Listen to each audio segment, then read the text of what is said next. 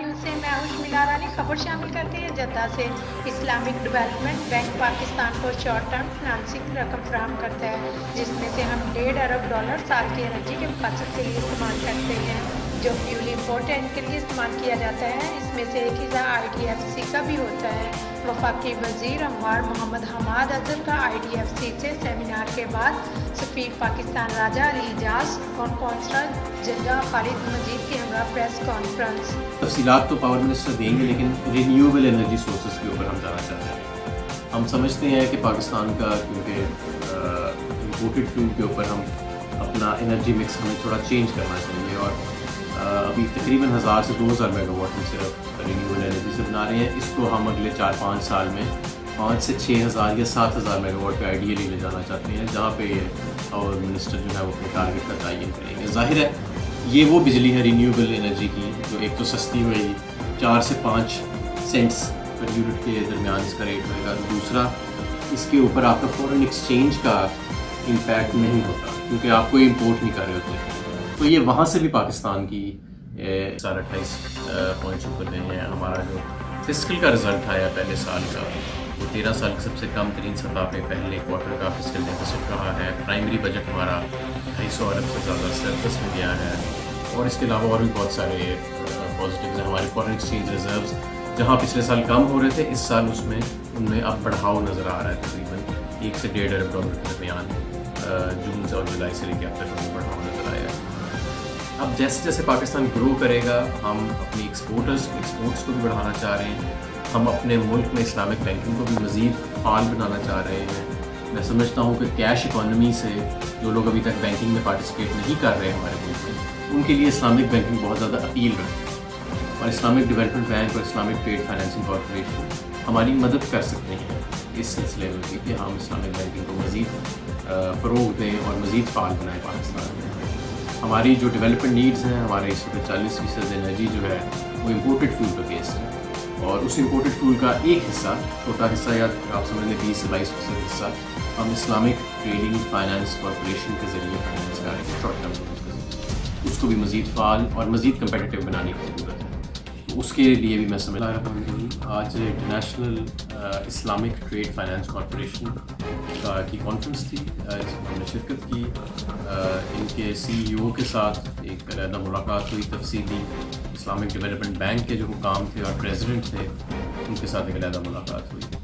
جو IDFC ہے یہ پاکستان کو شارٹ ٹرم فائنینسنگ پرووائڈ کرتی ہے جس میں ہم زیادہ تر اپنی جو اس کو استعمال کرتے ہیں $1.5 ارب سال کا تقریباً اپنی انرجی نیڈس کے لیے اپنا جو ہم فیول امپورٹ کرتے ہیں اس میں ایک حصہ IDFC کا ہے.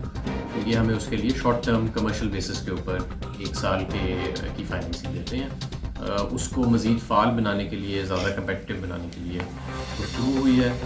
اسلامک ڈیولپمنٹ بینک جو ہے وہ اب تک پاکستان کو جب سے تخلیق ہوئی ہے کوئی $12 ارب دے چکا ہے اور دیکھا گیا ہے کہ پچھلے کچھ عرصے میں اس کی ان کے پروجیکٹس میں کمی آئی تھی. ان کو دوبارہ ریوائو کرنے کے لیے آج ان کے صدر کے ساتھ ملاقات ہوئی ہے. IDFC کے حوالے سے جو ہم خصوصی طور پہ چاہ رہے ہیں اور متوقع کر رہے ہیں وہ ہے IDFC کی 2 چیزیں. ایک ایکسن بینک کا قیام پاکستان ایکسپورٹ اور امپورٹ کے لیے خاص طور پہ ایکسپورٹرز کے لیے فائنینسنگ ان کو لینڈنگ کرنے کے لیے سروسز یہ دیں. اسلامک بینکنگ کی لینڈنگ ہمارے SMEs کے لیے یہ لینڈنگ شروع کریں. دوسرا IDFC سے ہمیں درخواست کی ہے کہ پاکستان میں زیادہ سے زیادہ ٹریننگ ریسرچ انسٹیٹیوشنز جو ہیں وہ اور ڈائریکٹلی بھی یہ پروڈکٹس انٹروڈیوس کرائیں اسلامک بینکنگ کے حوالے سے.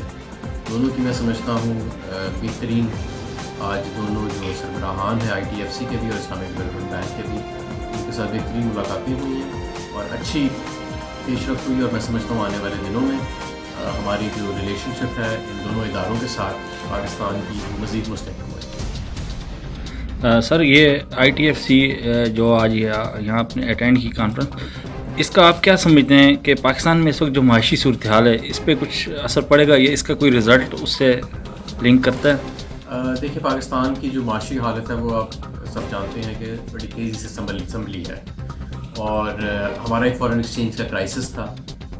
اس کرائسس کو موجودہ حکومت نے اوور کم کیا ہے. کرنٹ اکاؤنٹ ڈیفیسٹ آپ کا 70% سے زیادہ نیچے آیا ہے.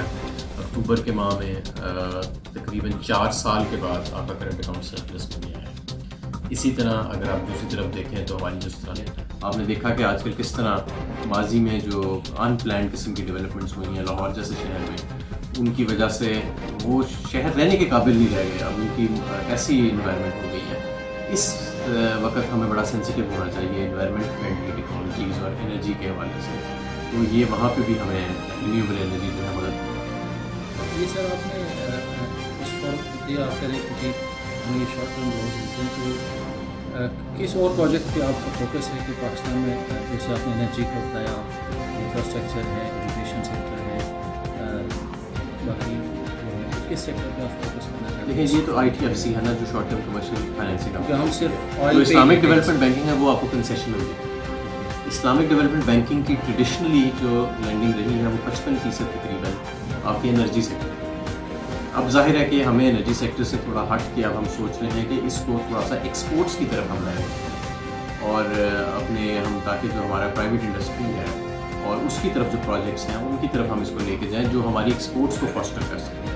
اور آنے والے دنوں میں انشاءاللہ تعالیٰ اس آئی ٹی ایف سی بھی اور آئی ڈی بی بھی ان دونوں کو ہم تھوڑا سا اس طرف آئی ٹی ایف سی کو ایکسم بینک کے ذریعے اور اسلامک ڈیولپمنٹ بینک کا جو پورٹ فولیو ہے وہ انرجی سے آہستہ آہستہ شفٹ کر کے دوسرے سوشل سیکٹرس کی طرف ہم جانے کی. آئی پی پی سے جان چکے ہیں. دیکھیں آئی پی پیز پر سے کوئی بری چیز نہیں ہے. آئی پی پیز کے ساتھ آپ جن ٹرمز پہ نیگوشیٹ کرتے ہیں اور جن ٹرمز پہ آپ ان کے ساتھ کانٹریکٹس طے کرتے ہیں اس وقت آپ کو محتاط ہونے کی ضرورت ہے. اور اگر حکومت کے وقت جو بھی اس وقت ہو جب آئی پی پیز کانٹریکٹ سائن ہو رہے ہوتے ہیں وہ محتاط ہوئے اور اپنے اچھی ٹرمز نیگوشیٹ کرے تو پوری دنیا میں یہ ماڈل چلتا ہے. Thank you.